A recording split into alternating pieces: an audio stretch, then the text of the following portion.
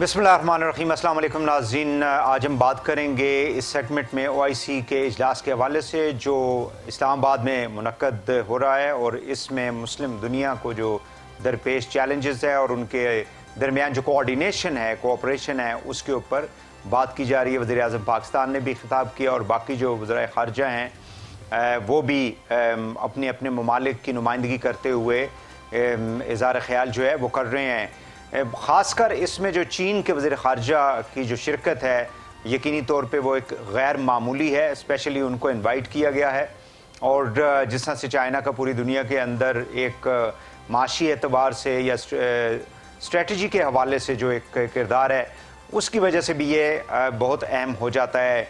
Islamophobia के ऊपर बात की जा रही है, मुस्लिम ममालिक की आपस में जो मईशत है और तिजारत के जो ताल्लुकात हैं उनको मज़ीद मरबूत बनाने के ऊपर बात की जा रही है। और ख़ासकर दुनिया के अंदर जो इस वक्त जो बड़े बड़े चैलेंजेस हैं उसमें मुस्लिम ममालिक जो हैं और ये OIC वो क्या किरदार अदा कर सकती है, इसके ऊपर बात की जा रही है।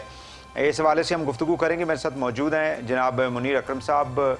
आप परमानेंट रिप्रेजेंटेटिव हैं पाकिस्तान के यूनाइटेड नेशंस में। बहुत शुक्रिया मुनीर अकरम साहब, आपने हमें टाइम दिया। जी, सबसे पहले तो काइंडली मुझे ये बता दें कि पाकिस्तान के लिए OIC के इजलास का पाकिस्तान में मुनक्कद होना, वज़राए ख़ारजा का, उसकी कितनी अहमियत है?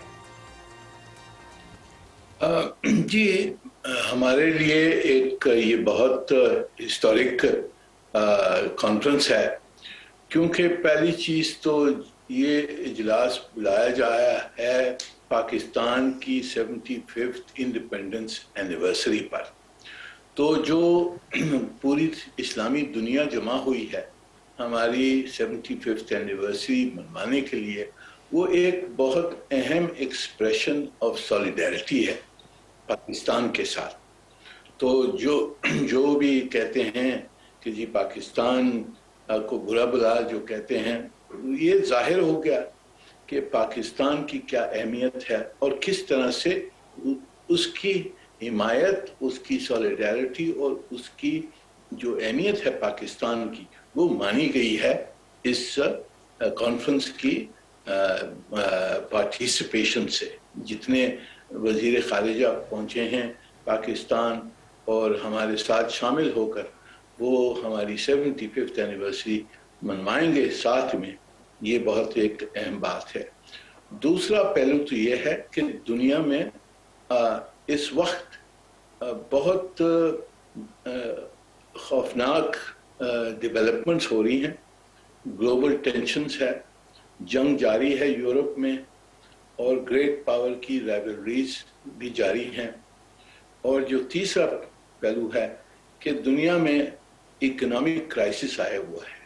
हमने देखा कोविड का जो पेंडेमिक के इम्पैक्ट हुआ है डेवलपिंग कंट्रीज पे, इस्लामिक कंट्रीज पर, और जो क्लाइमेट चेंज की इम्पैक्ट्स हैं और जो डेवलपमेंट चैलेंजेस हैं, इन्फ्लेशन बढ़ गई है, सप्लाई ट्रेड में सप्लाई चेन्स बिगड़ गई हैं।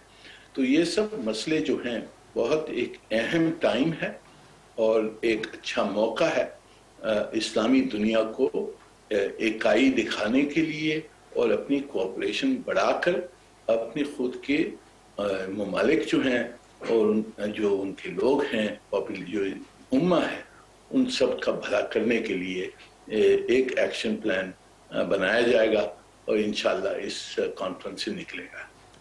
अच्छा, मुझे काइंडली ये बताइएगा मुनीर अकरम साहब के प्राइम मिनिस्टर साहब ने कहा है कि हमें एक ब्लॉक की शक्ल में सामने आना चाहिए।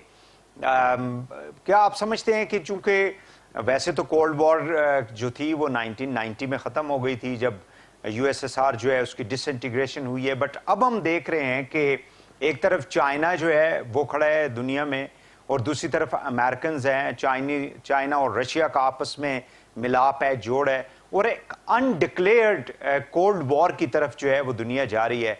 उसमें ऑलरेडी ये एक डिक्लेयर्ड ब्लॉक, मतलब मुसलमानों की एक तंजीम तो है, लेकिन ब्लॉक की शक्ल जो है क्या वो इख्तियार कर सकती है और उसका दुनिया के अंदर किरदार क्या होगा? ये देखिए, इस्लामी दुनिया 1/4 ऑफ द ग्लोबल पॉपुलेशन है।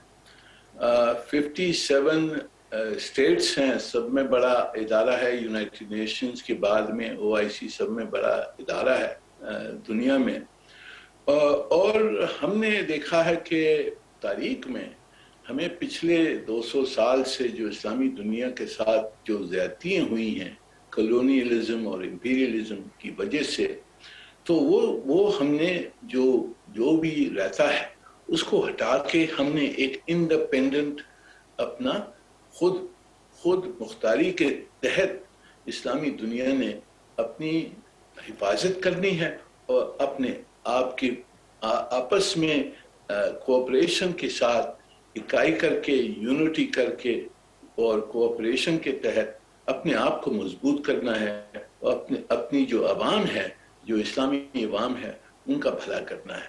تو اس کے لیے ہمیں پولیٹیکل انڈیپینڈنس تو ہے، ہمیں اکنامک انڈیپینڈنس بھی چاہیے، اور ہمیں جو سیکیورٹی انڈیپینڈنس ہے وہ بھی چاہیے۔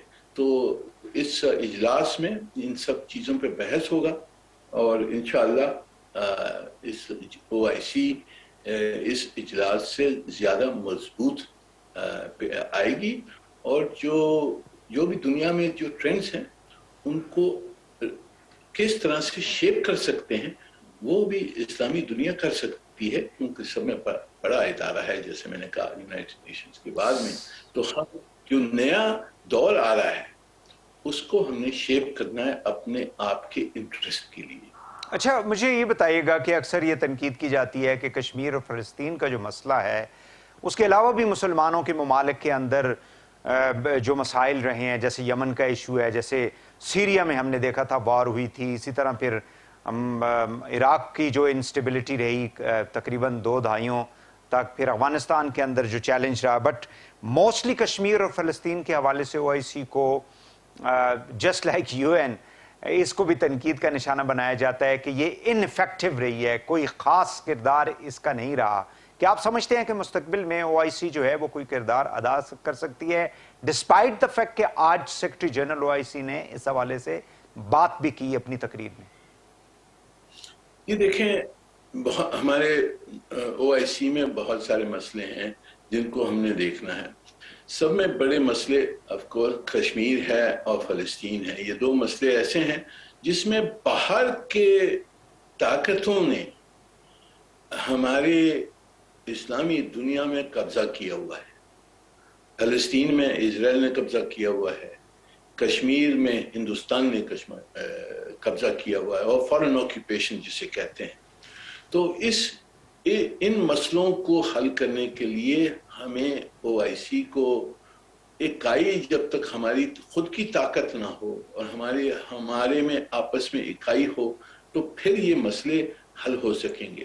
میرے خیال میں OIC نے سب میں زیادہ ایک اہم رول پلے کیا ہے، کیونکہ یہ جو 2 مسئلے ہیں یہ ڈوب جاتے اگر OIC اپنی آواز نہیں اٹھاتی۔ تو ہر سال OIC کشمیر کے اوپر، فلسطین کے اوپر بہت سخت قسم کی اپنی پوزیشن اختیار کرتے ہیں۔ پوری اسلامی دنیا اکائی دکھاتی ہے ان مسئلوں پر، اور ان مسئلوں کو ہم نے ایک الائیو رکھا ہے، اور انشاءاللہ یہ فورن آکیوپیشن ہر وقت ہارتی ہے۔ کوئی بھی تاریخ میں اگر آپ دیکھیں تو فورن آکیوپیشن ایک قوم کے خلاف جو آزادی چاہتی ہے وہ سکسیسفل نہیں ہو سکتی ہے۔ اس نے کہاں نہ کہاں جا کے وہ ان کو چھوڑنا پڑے گا، فلسطین کو اور کشمیر کو۔ تو یہ ہماری کوشش جاری رہے گی۔ سب میں جو مسئلے ہیں وہ دوسرے بھی مسئلے ہمارے، پہلے ہم نے آپس میں جو ہمارے مسئلے ہیں ان کو بھی ریزالو کرنا ہے، اور اس کے لیے بھی ہم نے جیسے پروپوزل آپ نے دیکھا ہوگا کہ ہم نے کہا ہے ایک سیکیورٹی آرکیٹیکچر بنایا جائے اسلامی دنیا میں، جس کے تحت ہم اپنے آپ کو حفاظت رکھیں۔ باہر یہ کیا نیٹو ٹائپ کی کوئی چیز بن سکتی ہے؟ نہیں جی، میرے خیال میں نیٹو ٹائپ کی ضرورت نہیں ہے۔ ہمیں صرف میکنزم چاہیے جس سے ہم اپنے مسئلے حل کریں، اور جو باہر کے جو تھریٹس ہیں ہمارے خلاف اس میں کوآرڈینیشن کر کے اور پھر پوزیشن ہم لیں. اب جیسے کہ اب جو مسئلہ چل رہا ہے یوکرین کا، اس میں بھی کافی کوآرڈینیشن ہے اسلامی دنیا میں، اور اس کے تحت ہم چل رہے ہیں اپنے آپ کو بچا کے کہ یہ اس جنگ میں ہم شامل نہ ہوں، نہ اس کی چلیں آپ نے چونکہ یوکرین کی بات کر دی، رشین یوکرین جو اس وقت کانفلکٹ چل رہا ہے، تو آپ نے تو یونائٹڈ نیشنز میں پاکستان کی نمائندگی کرتے ہوئے پاکستان کا جو موقف ہے وہ بھرپور طریقے سے پیش بھی کیا، لیکن اس کے باوجود پاکستان کے اوپر مغربی ممالک کی جانب سے جو پریشر ہے کہ آپ کنڈمنیشن کریں رشیا کی، کیا یہ ممکن ہے ہمارے لیے اس طرح کی صورتحال میں کسی بھی ایک فریق کے ساتھ جا کے کھڑا ہو جائے؟ یہ دیکھیں، جیسے میں نے کہا، ہم تو اصول کے جو اصول ہوگا اس کے تحت ہم چلیں گے. اب یہ صحیح ہے کہ اس جنگ میں کچھ اصول توڑے گئے ہیں، پر ہم نے یہ دیکھنا ہے کہ یہ اصول کیوں توڑے گئے ہیں اور اس کا بیک گراؤنڈ کیا ہے، اور ہم نے اس کو پورا جانچ کر اینالائز کر کے اور ایک آبجیکٹیو پوزیشن لینی ہے جس کو ہم جسٹیفائی کر سکیں، ہمارے خود کی انٹرسٹ میں ہم جسٹیفائی کر سکیں. تو یہ اب جو سچویشن ہے وہ ایوالو ہو رہی ہے، ہم دیکھ رہے ہیں. ہماری کوشش یہ ہے کہ جنگ بند ہو اور نیگوسیشن کے تحت ایک فیصلہ ہو، اور یہ جو مسئلہ ہے یوکرین کا، یہ تو ہمارا موقف ہے نا اکرم صاحب. مجھے یہ بتائیں کہ منیر اکرم صاحب کہ ہمارا جو یعنی یورپین جو ہم سے چاہتے ہیں، کیا وہ ہم کر سکتے ہیں؟ مطلب ممکن ہے ہمارے لیے، جس طرح سے انہوں نے خط لکھا اور پھر انہوں نے کہا جی کہ آپ اس کو کنڈیم کریں، یورپی یونین نے یہ سارا کچھ، اور امریکنز جو ہے وہ بھی ہم سے ظاہر ہے کہ اس طرح کی کوئی چیز چاہ رہے تھے، تو کیا یہ ہمارے لیے مطلب جو یورپین ہے، ویسٹرن کنٹریز ہیں، وہ کوئی ناراض تو نہیں ہوں گے ہم سے؟ ہم نے جو موقف اپنایا ہوا ہے، مستقبل میں جا کے ہمارے اوپر کوئی معاشی مالی کوئی مسائل پیدا تو نہیں کریں گے؟ جی دیکھیں، وہ تو میں کہہ نہیں سکتا ہوں کیا کریں گے. ہم نے تو پوزیشن لینی ہے ہماری ذہن کے، ہماری نیشنل انٹرسٹ کے اندر یہ پوزیشن لینی ہے. اگر ایسی قرارداد وہ پیش کریں جو کہتی ہے کہ جی اس مسئلے کو حل کیا جائے اور اس کا جو نتیجہ ہے اس کو پری جج نہیں کیا جائے، ایک آبجیکٹیو پوزیشن ہو، ون سائیڈڈ پوزیشن نہیں ہو، تو اس کو ہم سپورٹ کر سکتے ہیں. پر اگر ایسی پوزیشن ہو کہ ایک سائیڈ کو آپ کنڈیم کریں، دوسری طرف کی جو ان کے جو مسئلے ہیں اس کو اگنور کریں، تو اس طرح کی قرارداد کو تو ہم نہیں سپورٹ کر سکتے ہیں. پر دیکھیں، پاکستان بہت بڑا ملک ہے. We are the 5th largest country in the world. ہم کیوں ڈرتے ہیں؟ ہمیں کیوں ڈر لگتا ہے کہ ہم سے کیا ہو جائے گا؟ ہم کوئی چھوٹا منی اسٹیٹ ہے؟ We are the 5th largest country in the world, major military power, and nuclear weapon state. ہم کیوں ڈرتے ہیں؟ یہ جو مسئلے کھڑے ہوتے ہیں کہ جی ہم سے یہ زیادتی ہو جائے گی، ہمیں سزا دی جائے گی، اس طرح کی باتیں تو ہمارے لائق نہیں ہیں. بالکل صحیح ہے. یہ اس قسم کی سوچ جو ہے اور اپروچ جو ہے وہ ہمیں نہیں رکھنی چاہیے. کائنڈلی مجھے یہ بتا دیں کہ چائنا کو ہم نے انوائٹ کیا OIC کے اندر، اور اس میں امریکنز جو ہے وہ اس کو کس طرح سے دیکھیں گے اس صورتحال میں کہ چائنا جو ہے وہ OIC کے پلیٹ فارم کے اوپر آ کے ایک پالیسی سٹیٹمنٹ دے رہا ہے اور کھڑا ہے ظاہر ہے مسلم ممالک کے ساتھ، تو اس کو آپ کیسے دیکھتے ہیں؟ یہ دیکھیں، اس اجلاس میں ہم نے سب کو دعوت دی ہے. امریکہ کے بھی نمائندے ہیں وہاں. امریکہ کی جو اسپیشل انوائے ہے ٹو دی OIC خاتون ہیں، وہ بھی آئی ہوئی ہیں. تو یہ ڈسکریمنیشن نہیں. ہم نے چین کو طاقت دی، انہوں نے اپنا فارن منسٹر بھیجا. ہمارے لیے بہت عزت کی بات ہے صحیح کہ وہ آئے ہیں اور اس موقع پر، اور اسلامی دنیا کے ساتھ انہوں نے سولیڈیرٹی ایکسپریس کی ہے، جیسے آپ نے ان کی تقریر سنی.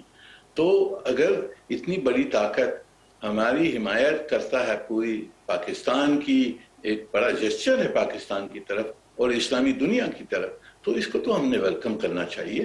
ہم جو دوسرے گریٹ پاور مسئلے ہیں اس میں ہم نہیں پڑھ رہے ہیں. ہم تو صرف اسلامی دنیا کی سوچ رہے ہیں اور ہماری خود کی نیشنل انٹرسٹ سوچ رہے ہیں. تو اس میں تو ہم ویلکم کرتے ہیں. چین کے نمائندے فارن منسٹر صاحب آئے ہیں، ہمارے لیے بہت ایک عزت کی بات ہے کہ وہ آئے ہیں. پر ہم نے دوسروں کو بھی انوائٹ کیا ہے، ان کو بھی اختیار تھا کہ اگر اپنا فارن منسٹر بھیج دیتے ہم ان کو بھی ویلکم کرتے. بالکل صحیح ہے. بہت شکریہ منیر اکرم صاحب. ہمارے جو پرماننٹ ریپرزنٹیٹیو ہیں، یعنی مستقل مندوب جو ہیں اقوام متحدہ میں، ان سے ہم گفتگو کر رہے تھے OIC کے حوالے سے. یہاں پہ ایک شارٹ بریک لیں گے، واپس آ کے پروگرام کو آگے بڑھاتے ہیں. ہمارے ساتھ رہیے گا.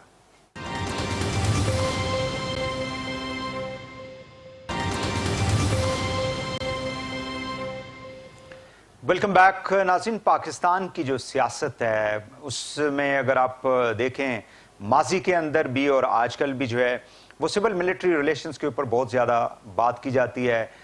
سیاسی جو لوگ ہیں، یعنی حکومت ہو یا اپوزیشن ہو، وہ اس حوالے سے اپنے خیالات کا اظہار بھی کرتی ہے. پھر جو ملٹری کے اسپوکس پرسن ہیں ان سے بھی اس قسم کے سوالات کیے جاتے ہیں. اور کل ہم نے دیکھا تھا کہ فواد چوہدری صاحب نے یہ کہا تھا کہ افواج پاکستان گورنمنٹ کے ساتھ ہے، بلکہ مختلف وزراء پچھلے چند ہفتوں میں یہ باتیں کرتے آ رہے ہیں.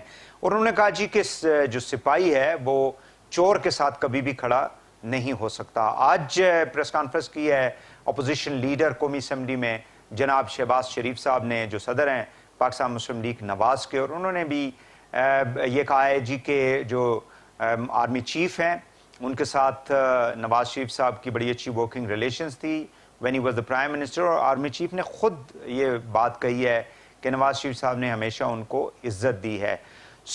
ہماری جو پولیٹیکل جو سسٹم ہے، سیاسی جو نظام ہے، اس کے اندر بار بار سیکیورٹی اداروں کے حوالے سے اس قسم کی جو بیانات آتے ہیں وہ کس حد تک مطلب ہماری ریاست کی سیکیورٹی کے لیے، دفاع کے لیے، سیاست کے لیے ان کی اہمیت بھی ہے اور کیوں یہ ضروری ہوتا ہے، اس پہ ہم بات کریں گے. میرے ساتھ موجود ہیں سینیٹر جنرل ریٹائرڈ عبدالقیوم صاحب. بہت شکریہ جن صاحب، آپ نے ہمیں ٹائم دیا.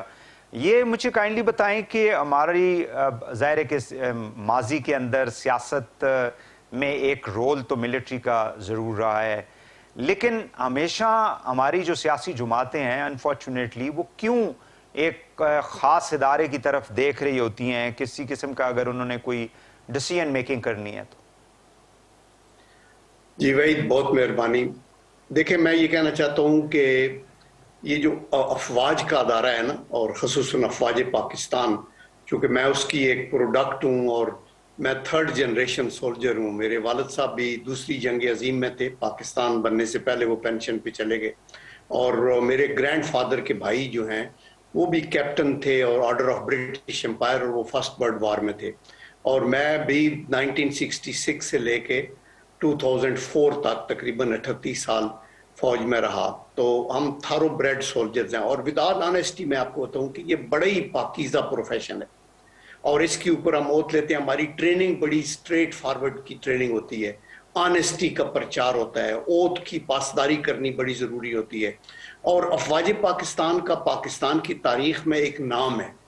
افواج پاکستان سے لوگ محبت اور شفقت کرتے ہیں. تو دیٹ از دی ریزن کہ ایک تو ان کی باتوں کا وزن ہوتا ہے، یہ سچی بات ہے. لیکن سیکنڈلی ہم سے بھول بھی ہوتی رہی. آپ یہ دیکھیں کہ ہم آفٹر آل پاکستانی ہیں، انسان ہیں. اس کے اندر اوپر لیول پہ کبھی غلط ڈیسیژن بھی ہوئے with regard to governance in the country. یہ دیکھا گیا کہ نہیں، ملک کے اندر حالات ٹھیک نہیں، تو انٹروین ہوتے رہے، جس کو کبھی بھی کنڈون آپ نہیں کر سکتے، نہ جسٹیفائی کر سکتے. چونکہ قائد اعظم محمد علی جناح نے بھی ہمیں یہی کہا تھا کہ کسی طریقے سے ملک کے حالات پہ نظر رکھے. پھر میں یہ کہتا ہوں کہ ہمارے جو پولیٹیکل پارٹیز بھی ہیں کئی دفعہ آؤٹ آف دی وے، جب آپ اپنے آپ کو الائن کرتے ہیں، ایک پیج پہ ہیں آپ، ہمارے وہ مینیفیسٹو کے پیچھے ہیں، وہ چوروں کے پیچھے نہیں جائیں گے. This is what are you doing actually. آپ ان کو اور زیادہ کنٹروورشل بنانے کی کوشش کرتے ہیں، اور یہ توہین ہے ایک ادارے کی. ادارہ کسی جماعت کے مینیفیسٹو سے نہیں بلکہ پاکستان کے آئین کے ساتھ کھڑا ہوتا ہے، اور اس کے اندر ہی ہمیں آگے چلنا ہوتا ہے. تو اس لیے میرے خیال میں یہ جو امپریشن ایک کریٹ کیا گیا وہ ٹھیک نہیں تھا. اور آج شہباز شریف صاحب نے بھی اپنی کانفرنس میں بتایا آفٹر آل دیکھیں کوئی بھی ہو, آج قمر باجوہ صاحب ہیں, کل کوئی اور ہوگا, اس سے پہلے کئی لوگ اور ہوں گے تھے جنہوں نے کئی دفعہ غلطیاں بھی کی, اور ہم یہ امید کرتے ہیں کہ اللہ کے کرم سے ہماری جو افواج کی قیادت ہے وہ اس کی کمبیٹ وردینس کو بہتر کرنے کے لیے بہت محنت چاہیے.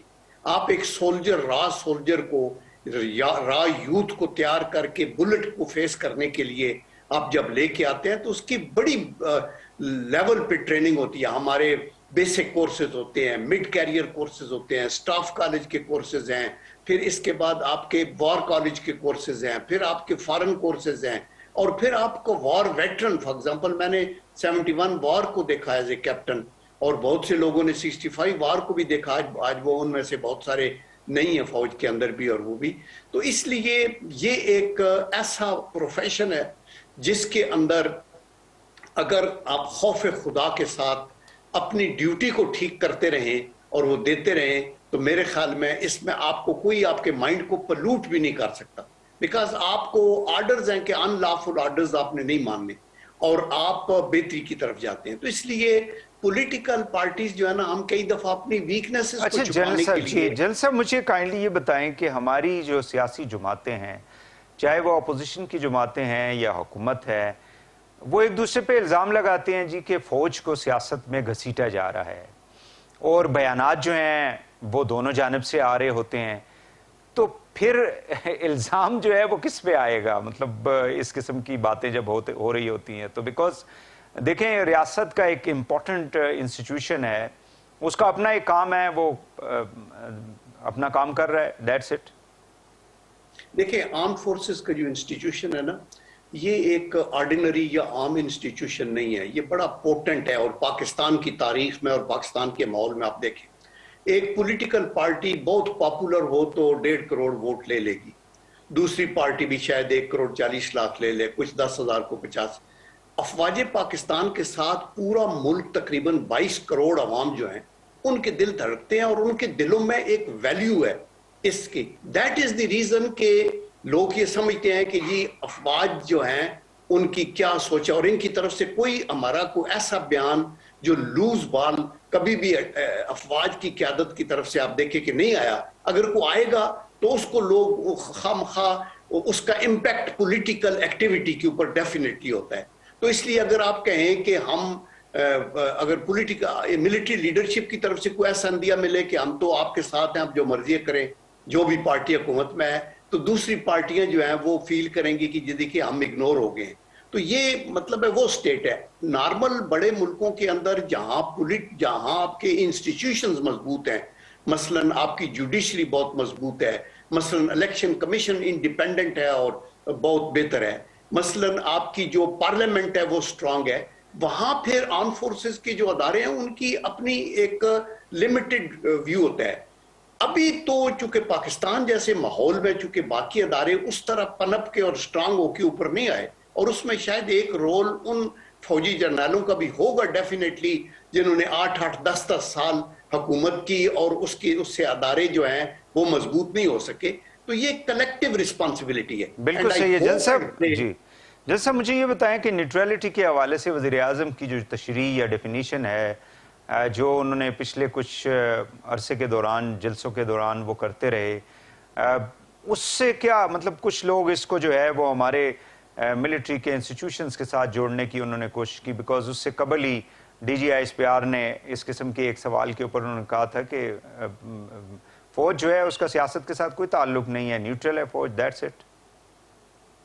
یا دیکھیں یہ بڑی انفارچونیٹ بات ہے کہ پرائم منسٹر جو ہیں, جو ہمارے لیے قابل احترام ہے چونکہ وہ پرائم منسٹر ہیں پورے پاکستان کے, وہ کئی دفعہ اس طرح کی بات کر دیتے ہیں جس کی آگے کا نوٹیشنز ہے. تو ابھی ایک فرسٹریشن کے اندر جب نو کانفیڈنس ووٹ آیا تو ان کا یہ خیال ہے کہ ابھی فوج ان کے ساتھ کھڑی ہو جائے اور لوگوں کو پکڑ دکڑ کرے اور بتائے, اداروں کو بتائے دوسروں کو کہ ان کو یہ کر دو وہ کر دو. تو انہوں نے یہ کہا جی کہ ہم غیر جانبدار رہتے ہیں, پولیٹیکل ایکٹیویٹی ہمارا کام نہیں ہے.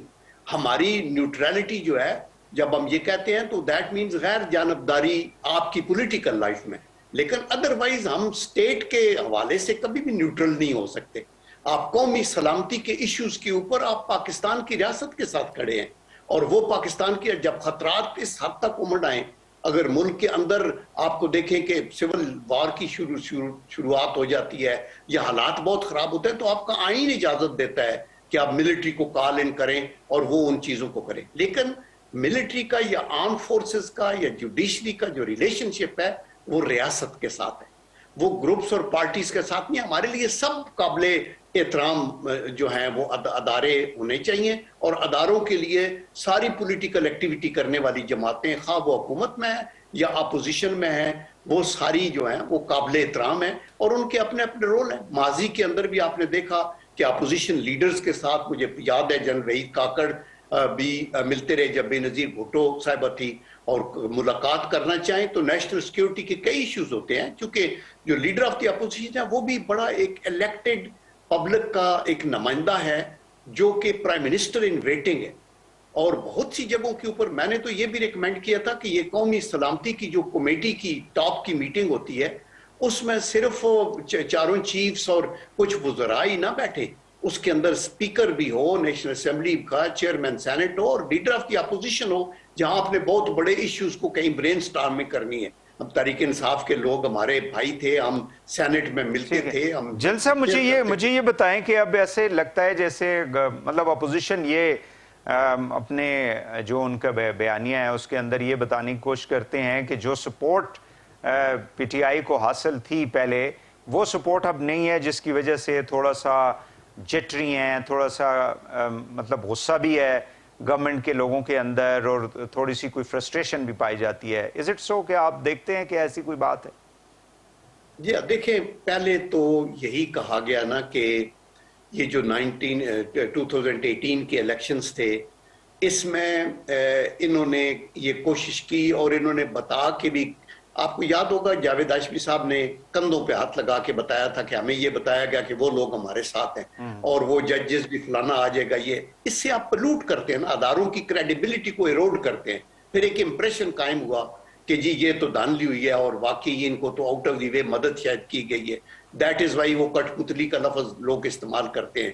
ان کو یہ ثابت کرنا تھا حکومت کو with their own performance and اپنی کارکردگی سے کہ ہم اپنے پاؤں پہ کھڑے ہیں. ابھی بھی جب ان سے کبھی کوئی کوشچن کرتا ہے نا کہ آپ کی کیبنٹ کے اندر فلاں فلاں یہ تو لوگ جو ہیں بالکل ڈمی ہیں, تو وہ کہا نہیں جی اس میں ہمارا قصور نہیں ہے, ہمیں بتایا جاتا ہے. کئی ایسے لوز بیانات دیے جس سے ادارے کو بھی بدنام کیا, اپنے آپ کو بھی ڈیمین کیا. بیکاز اگر آپ پوٹنٹ ہیں اور ایک دفعہ کرسی پہ پہنچ گئے ہیں تو آپ کے اندر اتنا ویژن ہونا چاہیے, اتنی آپ کے اندر بصیرت ہونی چاہیے, اتنی مدبرانہ اور دانشورانہ سوچ ہونی چاہیے کہ آپ اپنے دشمنوں کے بھی دل جیت لیں اور جو آپ کے جو سوئنگ ووٹرز ہیں ان کو بھی جیتے ہیں, اور آپ ورکنگ ریلیشن شپ اپوزیشن سے کریں, ان کو لاجواب کر دیں اور تب آگے چلیں. بالکل صحیح ہے, لیڈرشپ بلیم نہ کریں. بہت شکریہ جنرل عبدالقیوم صاحب, سینیٹر, فارمر سینیٹر ہمارے ساتھ ہیں. ناظرین یہاں پہ ایک اور شارٹ بریک کوئکلی لیں گے, واپس آ کے پروگرام کو آگے بڑھائیں گے. ہمارے ساتھ رہیے گا.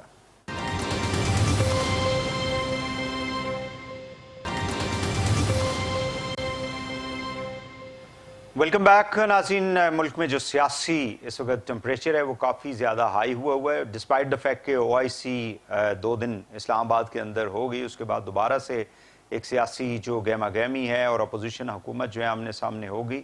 لیکن یہ پروسیس جو ہے وہ عدالت تک بھی پہنچ چکا ہے. آپ کو معلوم ہے کہ حکومت نے ایک پریزیڈنشل ریفرنس جو ہے وہ دائر کیا ہے, جس کے اوپر سپریم کورٹ نے 5 رکنی لارجر بینچ جو ہے وہ تشکیل دے دیا ہے, جس میں انہوں نے 2 جو آرٹیکلز ہیں, ایک تو 63A جو ہے اس کی کچھ تشریح جو ہے حکومت چاہتی ہے, لیکن اس کے ساتھ وہ نتی کرنا چاہ رہے ہیں 62F1 کو بھی, یعنی پرماننٹ اور life long disqualification of the member, یعنی وہ صادق اور امین جو نہیں رہتا اس والی شک کے اندر اس کو شامل کرنے کی کوشش کی جا رہی ہے. نیچرلی اب دیکھنا یہ کہ سپریم کورٹ اس حوالے سے کیا اپنا موقف جو ہے وہ دیتی ہے ساری پارٹیوں کو اور وکلاء کو سننے کے بعد.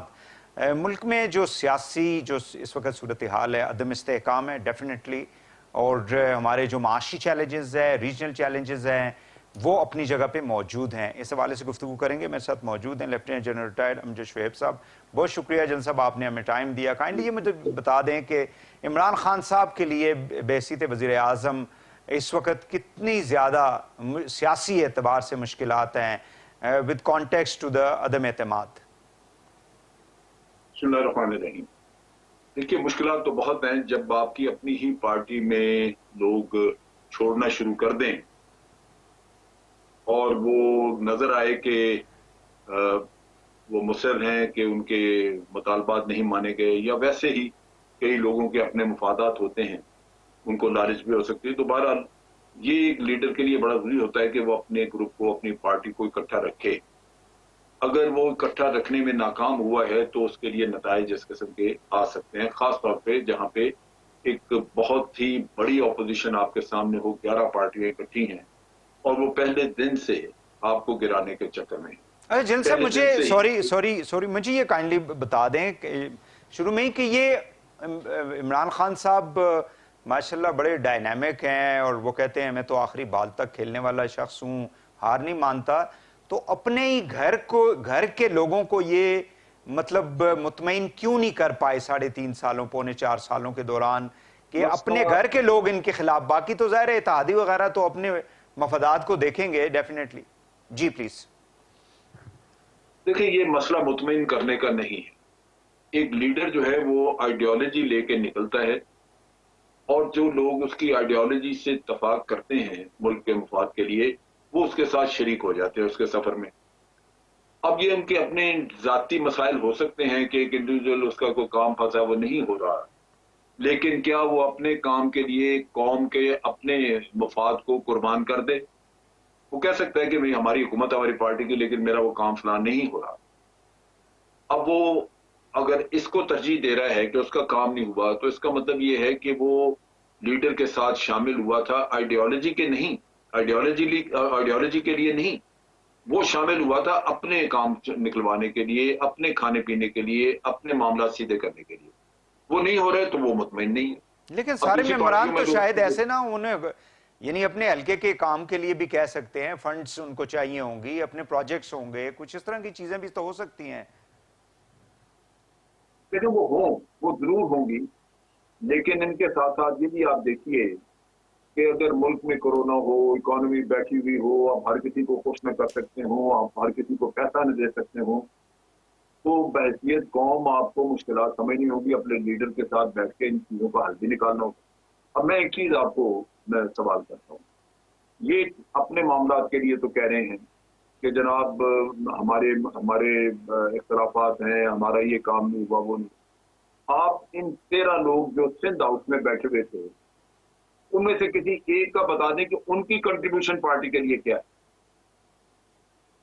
وہ الیکٹ ہو گئے تو آ گئے, لیکن اسمبلی میں کبھی کسی نے آواز سنی ان کی, کبھی کسی بل پہ بحث کی, کبھی کسی معاملے میں اپنی پارٹی کو پروجیکٹ کیا, ایک پیسے کا کام نہیں کیا ان منوس لوگوں نے. جب آپ کی اپنی پرفارمنس زیرو ہو تو آپ کا کیا حق بنتا ہے کہ آپ کسی سے جا کے یہ مطالبہ کرتے پھریں کہ جی میں مطمئن نہیں آپ کے کام. لیکن جل صاحب جب خود پرائم منسٹر جو ہیں اسمبلی کے سیشنز کے اندر ریگولرلی نہیں آئیں گے, لوگوں سے براڈر پرسپیکٹو میں کنسلٹیشن نہیں کریں گے, اپنے ارد گرد نان الیکٹڈ لوگوں کو زیادہ رکھیں گے, تو ڈیفینیٹلی جو لوگ مطلب 40,000 50,000 1 لاکھ ووٹ لے کے آیا ہے, تو وہ تو پھر سوچے گا نا کہ میرا مستقبل کیا ہے اس پارٹی کے اندر. مستقبل اس کا یہ ہے کہ وہ پارٹی میں اپنی کنٹریبیوشن دے, پارٹی میں اپنے خیالات کا اظہار کرے, وہ پارلیمنٹ میں اپنے خیالات کا اظہار کرے, وہ کہے کہ جناب میری تجویز یہ ہے آپ اس طرح کریں.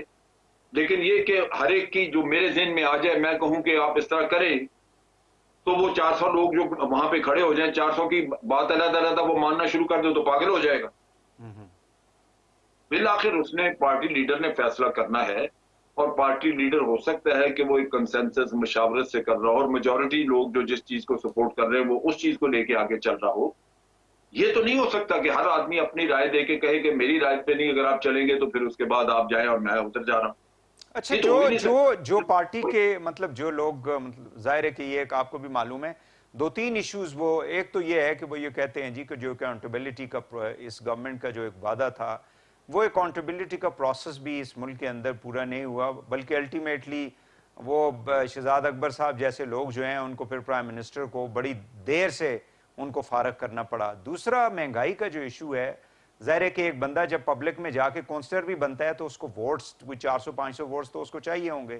ایم این اے کے لیے آپ کو لاکھ ووٹ چاہیے ہوں گے، بڑے بڑے شہروں کے اندر 2-2 لاکھ لوگ ووٹ لیتے ہیں، تو لوگ مہنگائی کے حوالے سے بھی ان سے سوال کرتے ہیں۔ پھر ان کی جو گورننس ہے، جتنی انہوں نے کمیٹیز بنائی تھی، یعنی شوگر کے حوالے سے انہوں نے جو انکوائری کمیٹی بنائی، آپ پیٹرولیم کے حوالے سے آپ دیکھ لیں، اسی طرح بی آر ٹی کے اوپر دیکھ لیں، یا یہ راولپنڈی والا جو تھا، کسی کے اوپر جتنی کمیٹیاں بنی، براڈ شیٹ کے والے نے تو اب آ کے خیر ایک اور ہی اسٹیٹمنٹ دے دی، تو اس کے اوپر کوئی کنکلوژن نہیں دیکھا، یعنی آپ کو کسی کو پنش نہیں کیا انہوں نے، تو یہ وہ گورننس کے بھی ایشوز تو ہیں نا۔ میں ایک چیز بتاؤں، خرابی یہاں تھی جہاں عمران خان خود کہتا رہا کہ میں ان کو چھوڑوں گا نہیں، ان کو سزائیں دوں گا، ان سے پیسے نکلواؤں گا، جبکہ سسٹم اس کا نہیں ہے۔ نیب انڈیپینڈنٹ ہے، عدالتیں انڈیپینڈنٹ ہیں، پیسے کھا لیں۔ آپ دیکھیے آپ کتنے بے بس ہیں کہ حدیبیہ پیپر مل کا کیس 100% ثابت شدہ کیس، جس میں حکومت پاکستان کا پیسہ منی لانڈرنگ ہوئی کھایا ہوا، آپ اس کو ٹائم بار کر کے ختم کر رہے ہیں، کچھ بھی نہیں کو کر سکا۔ وہ کچھ بھی نہیں کر سکتے یہ جب موسوی عدالت نے والا جو فیصلہ- اسٹیٹمنٹ ہے اس کو آپ کیسے دیکھتے ہیں؟ یہ جو اس نے براڈ شیٹ دیکھو، والے نے، مفتی کا اسٹیٹمنٹ ہے، موسوی ایک کریڈیبل آدمی نہیں ہے، وہ بے ایمان ہے، مین جو گروپ تھا ان کا وہ باہر ہے، اس سے یہ نکل گیا ہوا ہے، اور اس کے ساتھ ساتھ یہ کہ یہ اس کا مینڈیٹ نہیں تھا کہ یہ کرپشن پکڑے، اس نے ان کی پراپرٹیز ڈگ کرنی تھی اور بتانا تھا کہ جی یہ پراپرٹیز ہیں جو انہوں نے یہاں بنائی ہوئی، اس کے پاس تو کوئی میکانزم نہیں ہے کہ یہ بتائے کہ انہوں نے پیسے کھائے ہیں یا نہیں کھائے۔ یہ تو گیم ہے۔ دیکھیں ایک آدمی کو کسی کو بھی، وہ پہلے بھی پیسوں کے لیے مارا مارا پھر رہا تھا کہ پاکستان مجھے اور اتنا پیسہ دے، پاکستان نے نہیں دیا، وہ اس نے ان سے لے لیا ہوگا کچھ نہ کچھ۔ یہ کوئی کریڈیبل کام نہیں ہے، یہ اس طرح کا کوئی نہ کوئی آسرا ڈھونڈ کے، جس طرح یہ مریم کے پاس جعلی ویڈیوز نہیں ہوتی، ویڈیوز اور آڈیوز لیک اور یہ کر کے یہ اس طرح کی سازشوں پہ یقین کرتے ہیں، اس کے ذریعے یہ کام چلاتے ہیں۔ اصل قصہ کیا ہے؟ اصل یہ ہے کہ آپ نے یہاں پہ اپنے منی ٹریل دینی تھی، وہ آپ دیتے نہیں، کبھی براڈ شیٹ والا لے آتے ہیں، کبھی کو آڈیو پکڑ لاتے ہیں، کبھی کو ویڈیو پکڑ لاتے ہیں۔ وہ بھائی منی ٹریل دو نا یہاں پہ، بیوقوفوں کا 22 کروڑ بیوقوف اگر بن جائیں لوگ۔ یہ جو لینگویج آج کل مطلب پرائم منسٹر صاحب لگتا یہ ہے کہ غصے میں بھی ہیں اور کچھ فرسٹریشن بھی ہوگی، ظاہر ہے پارٹی کے اندر جو ڈویژن ہے، پھر اتحادیوں نے بھی جس قسم کی ان کا اس وقت چل رہا ہے اپوزیشن کے ساتھ معاملات، تو ڈو یو تھنک کہ یہ ایک مناسب طریقہ کار ہے وزراء کی یا ان کے جو مشیر ہیں مناسب جو نہیں، دیکھیں یہ مناسب نہیں، نہ ہی جلسے مناسب ہیں کہ آپ کیپٹل میں بیٹھ کے تو جلسے جلوس کر کے تو اپنی اسٹریٹ پاور دکھائیں، نہ ہی آپ کی گندی زبان باہر آنی چاہیے کہ آپ گالی گلوچ یا کوئی برے الفاظ استعمال کریں، نہ ہی آپ کو زیب دیتا ہے کہ آپ الزام تراشیاں جھوٹی کریں، کیونکہ جو اب قصہ ہے وہ ہے ٹوٹلی آپ کا ایک کانسٹیٹیوشنل ایشو جو کہ پارلیمنٹ کے اندر حل ہونا۔ یہ آپ کا ٹیسٹ ہوتا ہے، امتحان ہوتا ہے، اگر آپ گریسفلی ایک چیز کو فیس کریں گے کل لوگ پھر بھی آپ کے گرد آئیں گے۔ اگر آپ اس کی آڑ میں غلط اور غیر قانونی قدم اٹھانے شروع کر دیں گے جس سے ملک میں انارکی پھیلے، جس سے ملک میں کلیشز ہو جائیں، یا ملک میں پھر کاروبار اور یہ خرید و فروخت کا کام شروع ہو جائے، پتہ چلے کہ اب گورنمنٹ خرید و فروخت کر رہی ہے، تو وہ ملک کے مفاد میں نہیں، وہ آپ کے بھی ان کے بھی مفاد میں نہیں ہے، یہ برباد ہو جائیں گے اس سے۔ ان کے مفاد میں صرف ایک ہے کہ گریسفلی فیس کریں اور پھر آگے پبلک میں اپنے آپ کو اپنی پوزیشن واضح کریں۔ بالکل جن صاحب، عوام آپ کو چونکہ بتائیں۔ ماشاءاللہ آپ کا بہت زیادہ ایکسپیرینس ہے، دیکھیں اپوزیشن والوں نے تو آلریڈی کہا ہوا تھا کہ 23 مارچ کو ہم نے ایک مارچ کرنی ہے، مہنگائی مارچ تھا یا جو بھی تھا ان کا نام انہوں نے دیا، اب وہ پریکٹیکلی پی ایم ایل این بھی جو ہے وہ 24 کو شاید آئی تھنک کہ آج وہ اناؤنس بھی کر رہے تھے کہ وہاں سے لاہور سے شروع کریں گے، تو ایگزیکٹلی 27 کو جب یہاں پہ پریڈ گراؤنڈ میں پی ٹی آئی والے اپنا کوئی 10 لاکھ لوگوں کو بلا رہے ہیں، تو اسی طرح اپوزیشن بھی لوگ لے کے یہاں پہ جب آئے گی تو ڈو یو تھنک کہ دیر از اے ڈینجر آف کلیش؟ کیونکہ پولیس جو ہے وہ کس حد تک لوگوں کو روک پائے گی؟ پولیس تو یہاں پہ سندھ ہاؤس میں چاہے جو بھی ہو رہا تھا وہاں پہ جا کے وہ دروازے توڑ دیے لوگوں نے, وہ 10 لوگوں کو 15 20 50 لوگوں کو نہیں روک سکی. نہیں یہ تو میں آپ کو چیز بتاؤں, دیکھیں اپوزیشن جو ہے وہ حکومت سے باہر, لا اینڈ آرڈر کو کنٹرول کرنا حکومت کی ذمہ داری ہے. اب اگر حکومت خود لا اینڈ آرڈر کی سچویشن خراب کرنے کا ذریعہ بن جائے تو پھر حکومت کی بہت بڑی غلطی ہے. اپوزیشن تو کرے گی, ان کو زیب نہیں دیتا کہ یہ جلسے جلوس کرتے پھریں. میں تو یہی بات آپ کو کہہ رہا تھا کہ یہ ان کے جو یہ عمل ہے, جو یہ جلسے جلوس کر کے ایک کانسٹیٹیوشنل ایشو جو کہ پارلیمنٹ میں ڈیسائیڈ ہونا, گو کہ اس میں کوئی اخلاقیات نہیں ہیں, اس میں ننگی خرید و فروخت اور جمہوریت کا انتہائی غلیظ چہرہ سامنے آیا ہے. لیکن اس کے باوجود ایک آئینی مسئلہ ہے. یہ آپ نہیں کہہ سکتے کہ یہ نمبر گیم نہیں ہے, یہ ہے تو نمبر گیم جو جا کے پارلیمنٹ میں ڈیسائیڈ ہوگی. بالکل صحیح. تو اس کا آپ پریڈ گراؤنڈ میں جا کے سینکڑوں لاکھوں لوگ لے آئے تو اس سے کیا ہوگا سوائے اس کے کہ فساد پھیلے. اگر لوگ مشتعل ہو جائیں, ابھی میں خبر سن رہا تھا کہ پشاور میں تحریک انصاف کے لوگوں نے کہا ہے کہ ہم 1000 ڈنڈا بردار لے کے جائیں گے. کیوں لے کے جائیں گے ڈنڈا بردار؟ پہلے تو آنا ہی نہیں چاہیے, یہاں پہ جلسہ ہی نہیں ہونا چاہیے. لیکن اگر جلسہ آپ کر رہے ہیں تو ڈنڈے برداروں کا کیا کام ہے یہاں پہ؟ تو لازماً حکومت کو اس چیز کے اوپر جواب دہی کرنی پڑے گی اور حکومت کو ہدیمت ہوگی. اس سے بہتر میں یہی آپ سے کہہ رہا ہوں کہ حکومت کو زیب یہ دیتا تھا کہ وہ گریسفلی اصولی طور پہ وہ بے شک پبلک کو دنیا کو اس پروسیس کو پارلیمنٹ کے اندر, جی ہاں بالکل, اس پروسیس کو پارلیمنٹ کے اندر آگے بڑھاتی. جی بالکل صحیح ہے. بہت شکریہ جنرل ریٹائرڈ امجد شعیب صاحب ہمارے ساتھ تھے. ناظرین آج کے لیے اتنا ہی, کل دوبارہ آپ سے ملاقات ہوگی. پروگرام سے اجازت دیجیے. اللہ حافظ.